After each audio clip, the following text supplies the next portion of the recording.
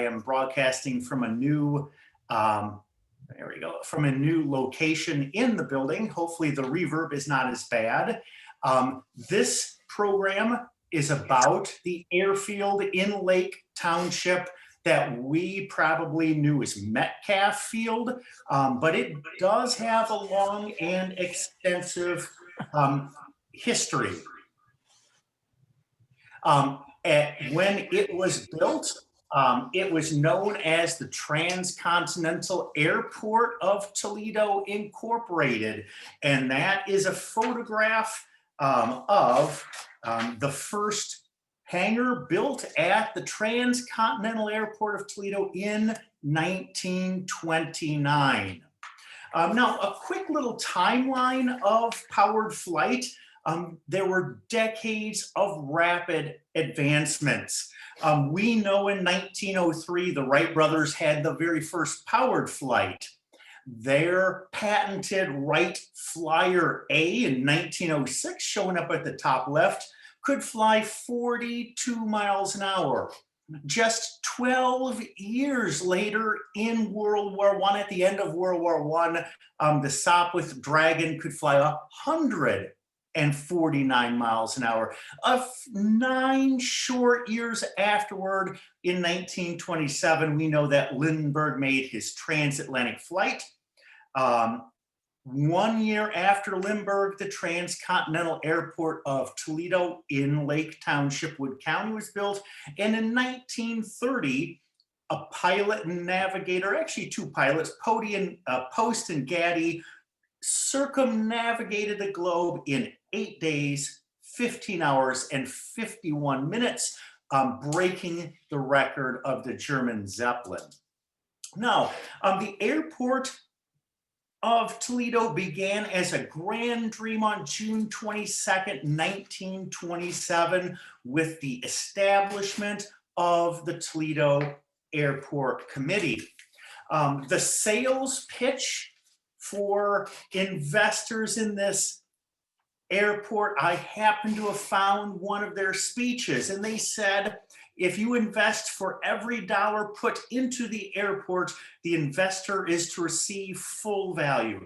Combined with the subscriptions, will give the city an opportunity to gain one of the great achievements that will set it in the front rank, present and future. Hard-headed men who deal in big affairs and who do not invest their money on a whim have studied the airport carefully and pronounced the project sound. They do not guess, they know. Their judgment is backed up by facts. A very 1920 speech, in my humble opinion. The airport was paid for by subscription investment, which was common for the day.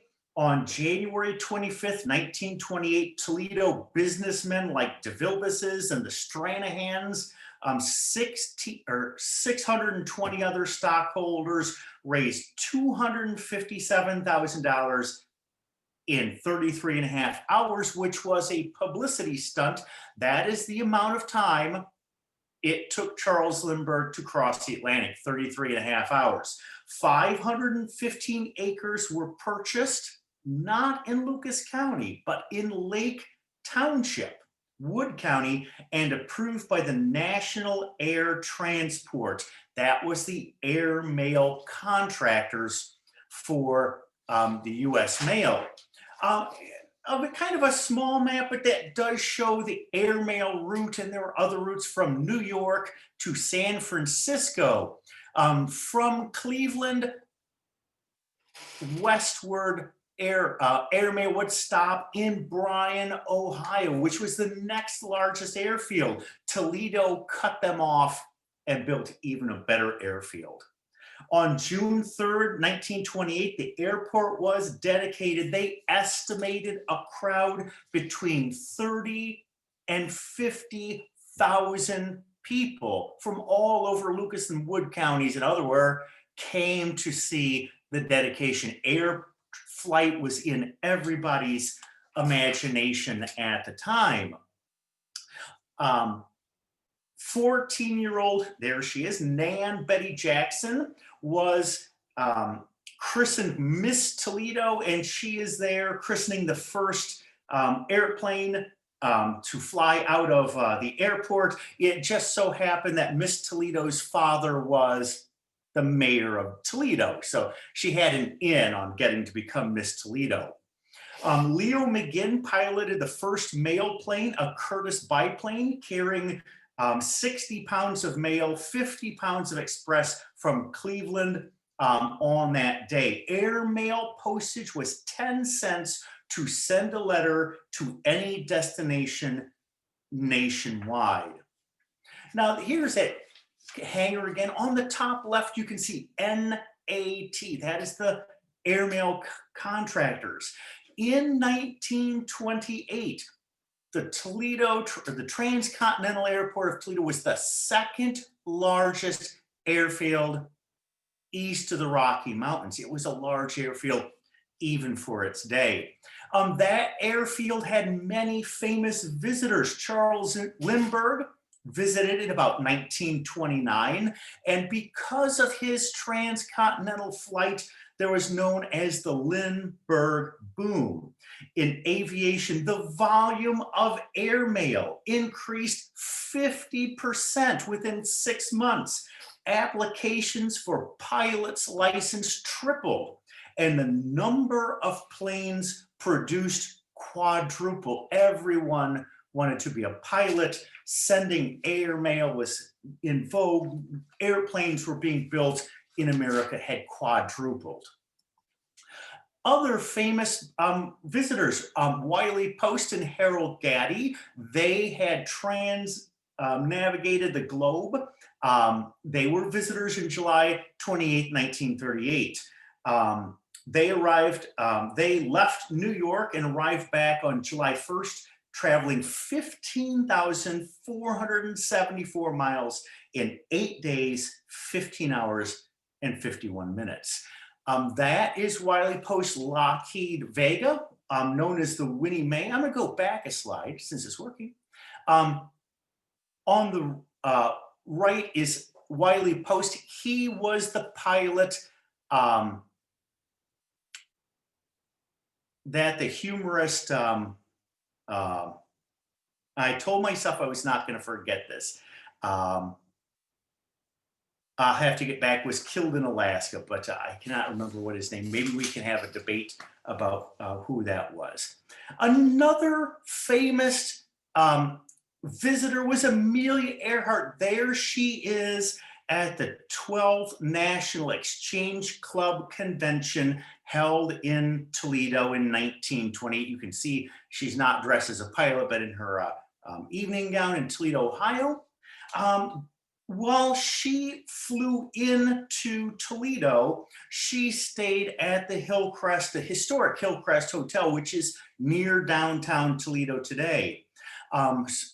Legend has it that Amelia Earhart in 1933 went to the roof of the Hillcrest Hotel and painted an arrow pointing in the direction of the Transcontinental Airport, so pilots flying over would know where to go to. Supposedly that arrow sits beneath the gravel on the roof to this very day. Amelia Earhart returned from a disappointing transcontinental airport or transcontinental trip in an autogyro. You can see the beech nut gum autogyro had a propeller in the front like an airplane and wings on the top like a helicopter. There she is on the left talking to dignitaries in Lucas County. She was sponsored by Beechnut Gum to make the first trip across the United States in an autogyro. There is her, a better picture of the Beechnut Gum.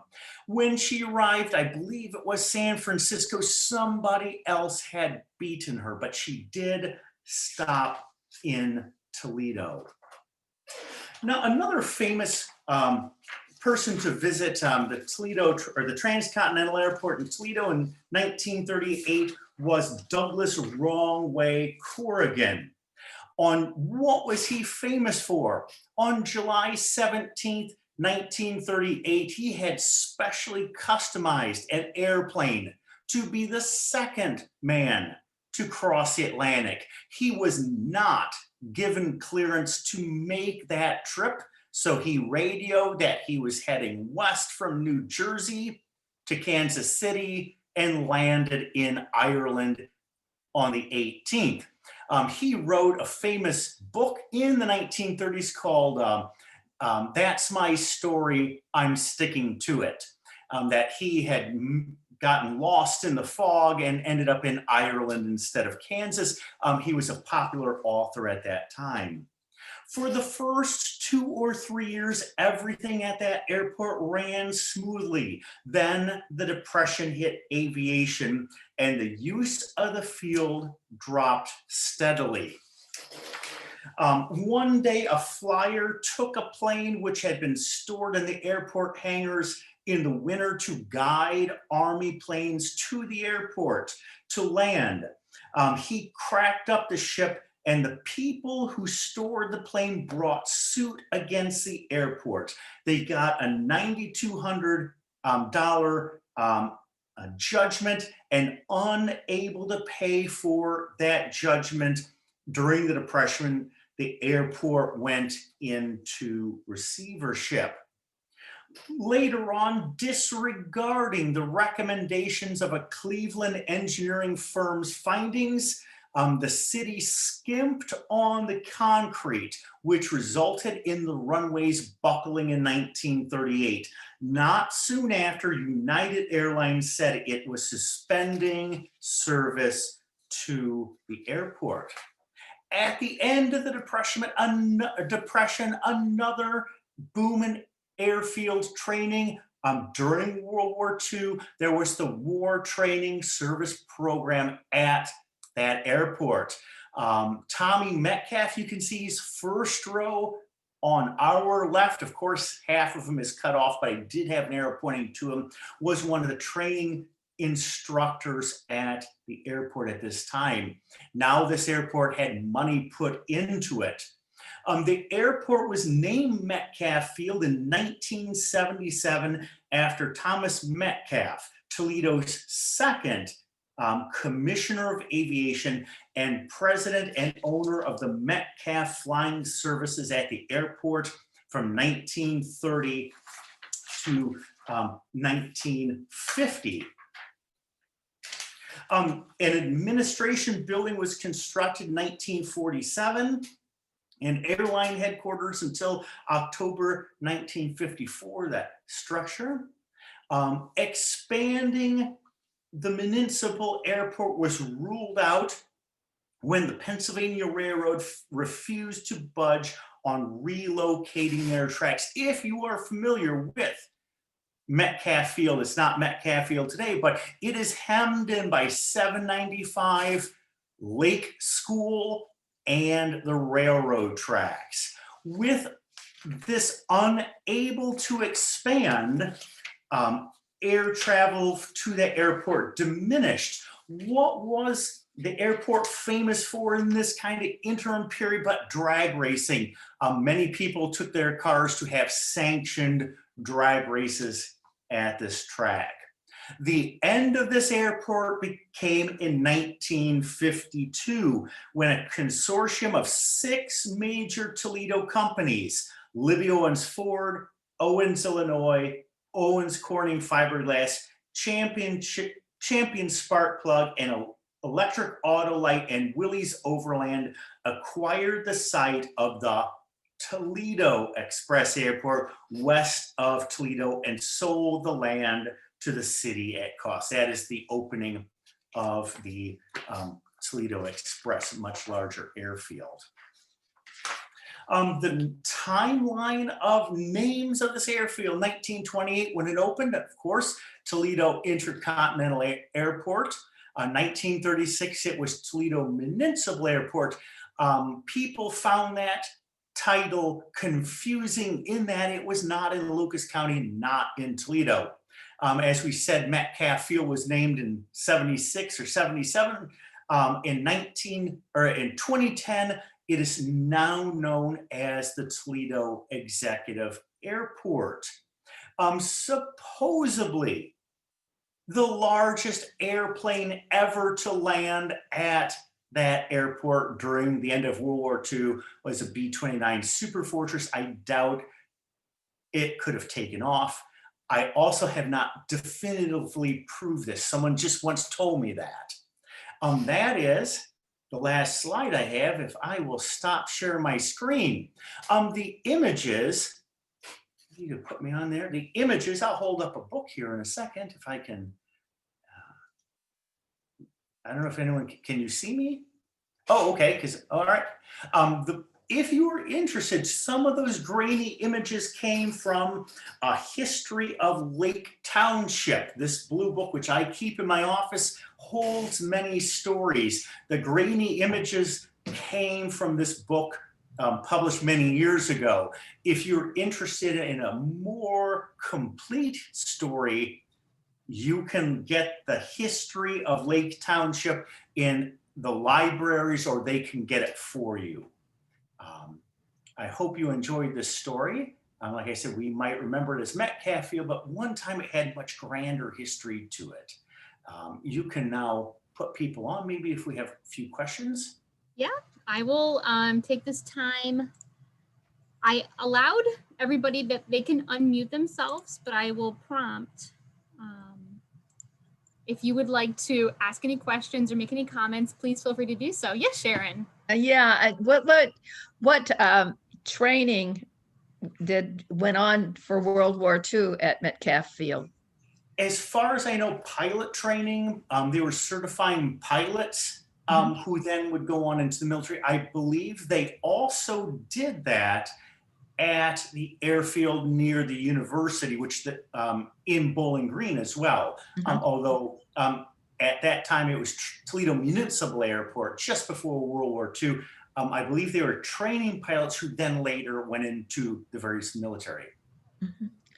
Another question, if I may. Yeah, you said a lot of people became interested in becoming pilots after the field opened. Were any of these pilots from World War I? Do you know? I don't know about that. I assume perhaps. I don't know if their World War I pilots licenses would have translated into 1920. Perhaps they have, I don't know, but there probably were some around here who flew. Go ahead, Carlton. It was called Metcalf Field for 34 years, you said, from 76 to 2010. From 76 or 77 to about 2010 is Toledo Municipal today, I believe still today. Okay, but it was Metcalf Field for a number of years, and I was wondering, was that named after an individual? That was named after Tommy Metcalf, who ran an air service station from 1930 to 1950. He trained pilots in World War II, and he was the second commissioner of the airfield for Toledo. He was from the Toledo area then? I don't know exactly where he lived, but he was the commissioner of the airfield. Okay, thank you. Is anybody in this group a pilot? There are a few people I don't know, so I was just curious. No. I wonder if has anybody in this group ever wanted to be a pilot? Are you still a licensed pilot, George? No. Oh. Oh, he's muted. Yeah, I think there you go. I quit flying when somebody else when I had to pay for the airplane. You shared a plane. I usually ask people if they ever drag raced cars there. Sometimes people tell me, sometimes they had uncles or people they knew who stored airplanes there. Those are usually the stories I get, either drag racing cars or their uncle or a friend stored airplanes at that airfield. And like I said, today it is hemmed in by 795 Lake High School and school and the railroad tracks. And that was kind of its demise as well. Sharon, did you have anything else to add? I saw you. She's muted. Uh-oh. You're still muted. Let me. Oh. Okay, we there go. I am. Now you're There I unmuted. am. Yeah, I was just going to mention that we're about 30 miles from Tuskegee, Alabama. So we have been out to the airfield there. And of course, it's quite, as you all know, very historic area. Historic airfield out here. So just comment. Thanks for sharing. And if I could just finish up, like I said, the book, a lot of this came from was the history of Lake Township. Interesting about Lake Township. A lot of good pictures, kind of grainy pictures, but interesting history. I always keep this in my office, and you can get that at the library, at least look at it at the library as well. Next month is a new program no one ever has seen before, and it is entitled The Ghosts of Digby, Ohio. If you follow on Facebook, you might know what I'm talking about, but I've made a presentation for everybody. You do not need to follow on Facebook to know the story of Digby, Ohio. Yep, we're very excited. And if people wanted to visit the museum, do you have any Oh, yeah. details on that?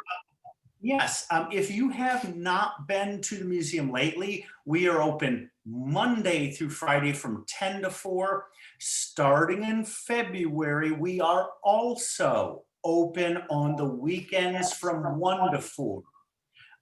We also have, if it's been a while since you've been here, you might remember how steep the county home stairs are. We have an elevator that goes outside the building to the well-marked spots behind this building, just a few steps to the elevator to the first and second floor. So if you have friends who cannot navigate the old steep stairs, that elevator, you can put 6 or 8, you can put a whole piano in it. It's quite large. It's not a small elevator. So if you have friends, bring them. You can bypass every step with the elevator. Wow, that's wonderful. Thank you so much, Mike. Again, that's And Mike like I from said, the Wood County Museum, and I encourage you all, if you would like to take a peek at his prior presentations. We've been doing these virtual programs for several months now. We've recorded them all, and they're all on our YouTube channel. So thank you so much for joining us today, and we'll see you next time. Next month, the Ghost of Digby. Thank you. Bye, everybody. Have a good day. Bye. Thank you, Mike. Thank you, Rita. Thank Bye, Willis. Good to see you.